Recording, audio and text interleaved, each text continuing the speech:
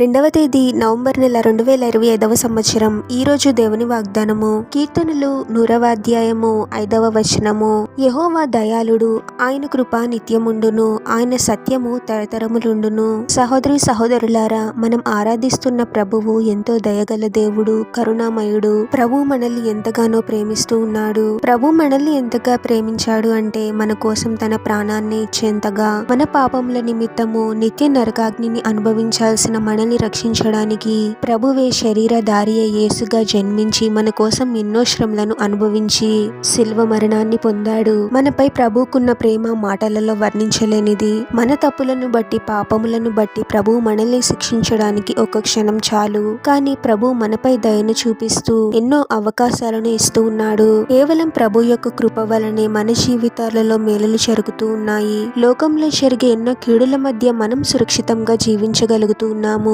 ప్రభువు తరతరములు పాలించే గొప్ప దేవుడు. ప్రభు పలికిన మాటలు, మనం ప్రతిదినము ధ్యానిస్తున్న ప్రభు యొక్క వాక్కు ఎంతో సత్యమైనవి. అవి తరతరములు ఉంటాయి. ప్రభు మనపై చూపిస్తున్న ప్రేమను, కృపను, దయను గుర్తించగలగాలి. ప్రభువునకు లోబడి జీవించాలి. ప్రార్థన. పరిశుద్ధుడవగు ప్రభువా, మీ పరిశుద్ధమైన నామమునకు తరతరములు యుగయుగములు మహిమ కలుగును గాక.